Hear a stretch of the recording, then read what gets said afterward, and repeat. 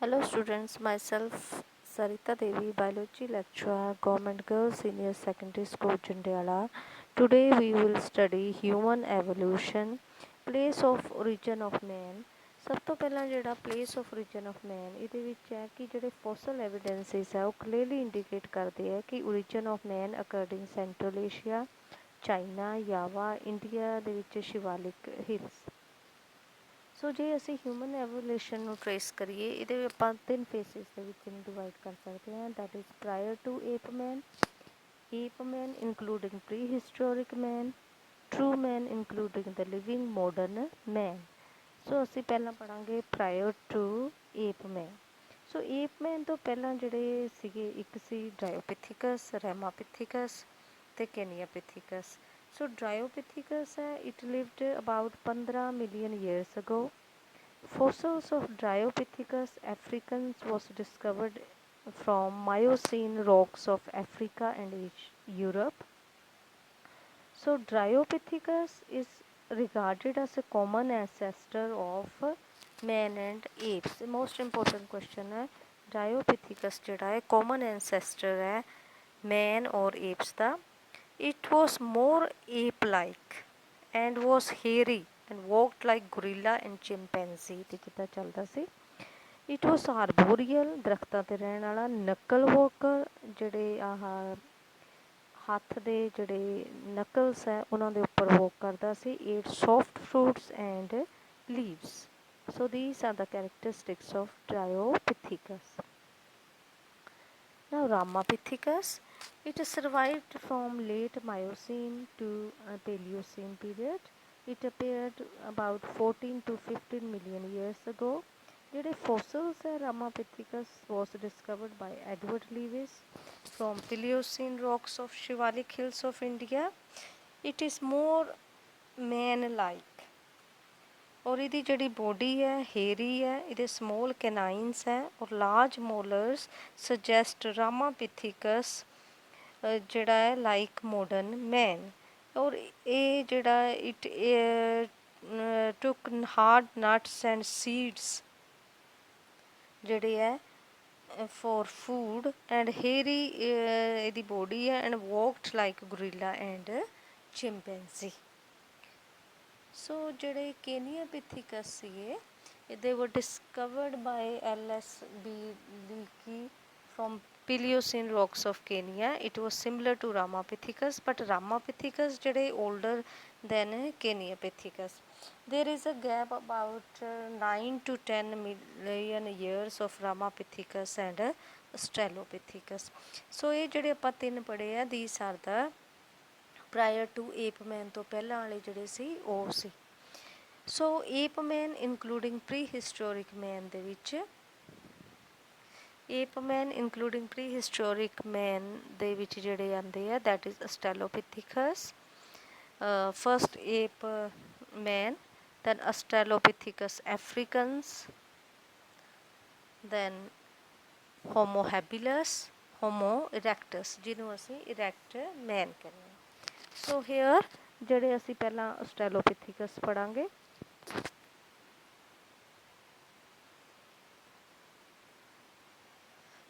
ਸੋ Australopithecus ਜਿਹੜੇ ਹੈ Raymond Dart discovered the fossils of ਆਸਟ੍ਰੇਲੋਪਿਥੀਕਸ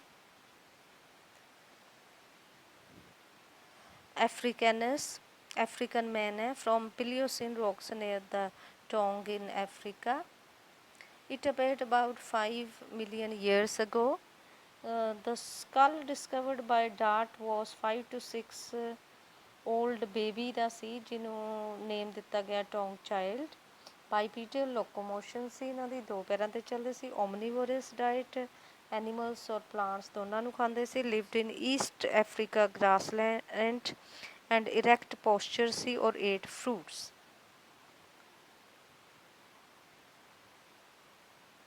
ਹੁਣ ਜਿਹੜੇ ਆਸਟ੍ਰੇਲੋਪਿਥੀਕਸ ਐਫਰੀਕਨਸ ਹੈ they were had human like teeth, but it had more than ape brain than a human brain.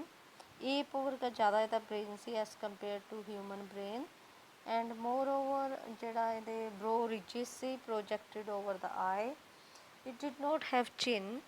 Australopithecus africanus gave rise to Homo habilis, ਜਿਹੜੇ ਕਿ next ਆਣਗੇ ਇਹਨਾਂ ਤੋਂ ਬਾਅਦ।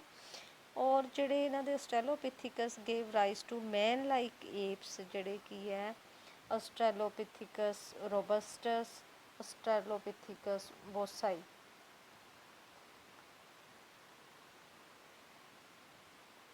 Next ਹੈ ਹੋਮੋ ਹੈਬਿਲਸ ਅਤੇ ਹੋਮੋ ਇਰੈਕਟਸ। ਸੋ ਇਹਦੇ ਵਿੱਚ ਜਿਹੜੇ ਏਪ ਮੈਨ ਇਨਕਲੂਡਿੰਗ ਪ੍ਰੀ ਹਿਸਟੋਰਿਕ ਮੈਨ ਇਹਦੇ 'ਚ ਆ ਗਏ ਆਪਣੇ ਕੋਲ ਆਸਟ੍ਰੈਲੋਪਿਥੀਕਸ, ਆਸਟ੍ਰੈਲੋਪਿਥੀਕਸ ਐਫਰੀਕਨਸ। ਨਾਓ ਜਿਹੜੇ ਉਸ ਤੋਂ ਬਾਅਦ ਜਿਹੜੇ ਸੀ ਇਹਨਾਂ ਤੋਂ ਡਿਵੈਲਪ ਹੋਏ that is Homo habilis. Homo habilis also called able ਔਰ ਸਕਿਲਫੁਲ ਮੈਨ, ਕਿਉਂਕਿ ਇਹਨਾਂ ਦੇ ਟੂਲ ਮੇਕਰ ਸੀ ਔਰ handy man. So most important ਹੈ ਹੋਮੋ ਹੈਬਿਲਸ ਦਾ ਕਰੈਕਟਰਿਸਟਿਕਸ।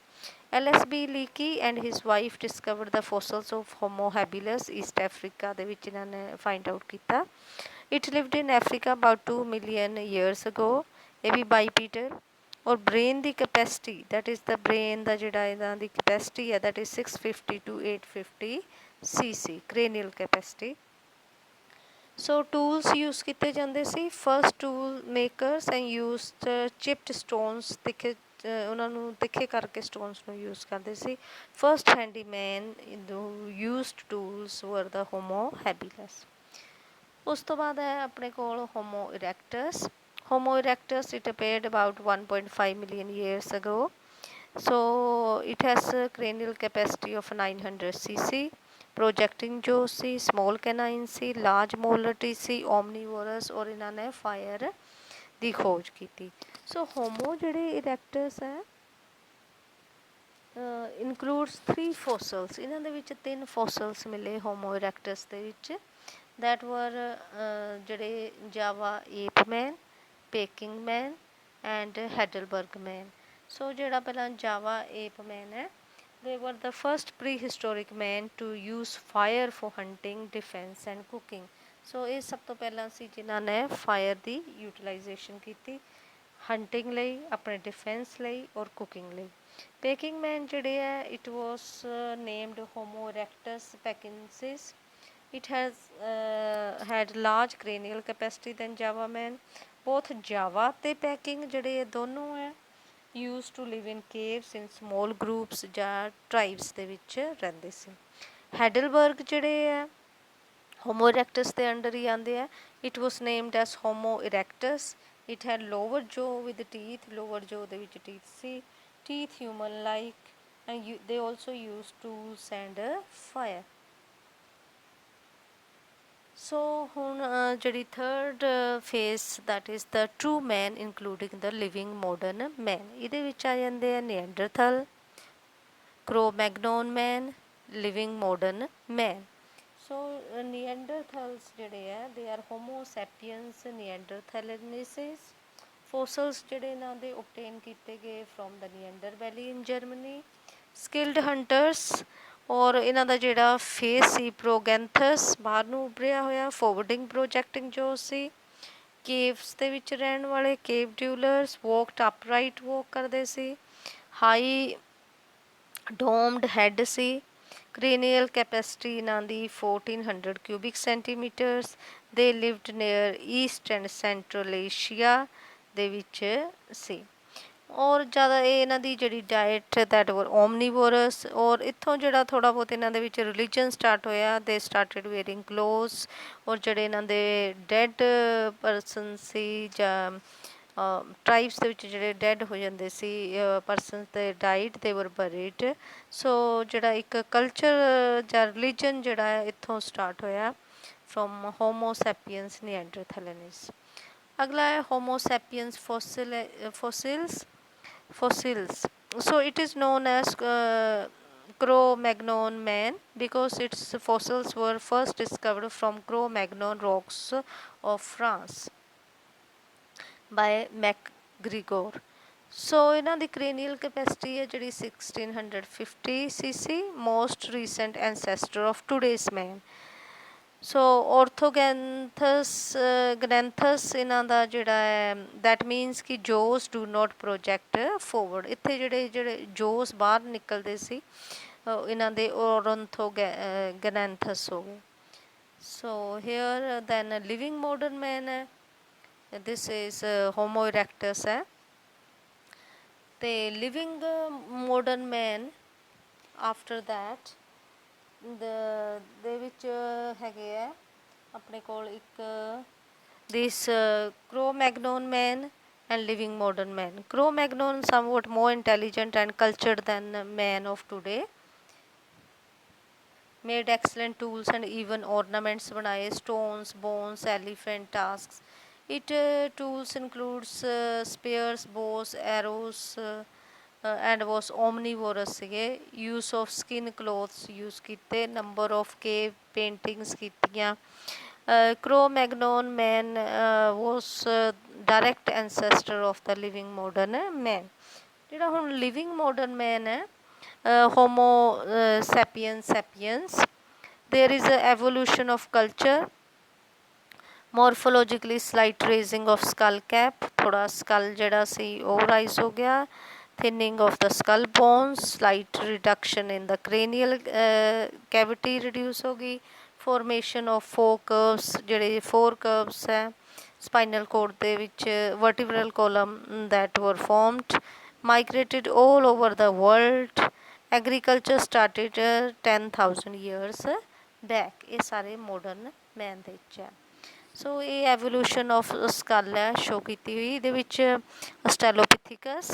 Then Homo erectus Homo sapiens neanderthalensis Homo sapiens so ਕਿਸ ਤਰ੍ਹਾਂ ਇਹ ਜਿਹੜੀ ਇਹਦੀ ਕ੍ਰੇਨੀਅਲ ਕੈਪੈਸਿਟੀ ਹੈ ਦੇ ਵਿੱਚ ਚੇਂਜਿਸ ਹੈ that is shown here here ਇਹ ਜਿਹੜਾ time period as well as the human evolution so first ਇੱਥੇ ਡਰਾਇਓਪਿਥੀਕਸ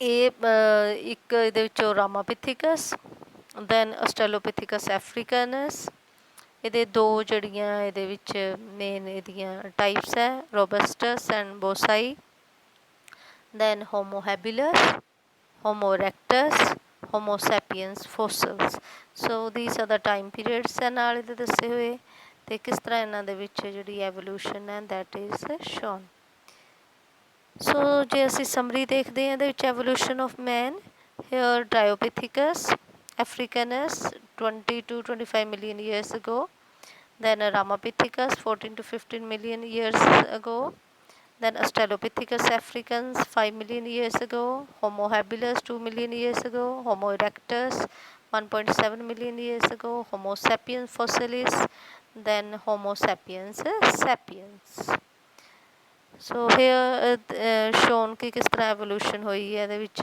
ਕੀ ਇਹਨਾਂ ਦੇ ਵਿੱਚ ਡਿਫਰੈਂਸਿਸ ਹੈ ਬ੍ਰੇਨ ਦੀ ਡਿਵੈਲਪਮੈਂਟ ਹੈ ਐਂਡ ਜਿਹੜੀ stitch of the body and ਜਿਹੜੀ ਇਹਨਾਂ ਦੀ ਮੂਵਮੈਂਟਸ ਹੈ ਡਿਵੈਲਪਮੈਂਟ ਹੈ that is all shown here so this completes human evolution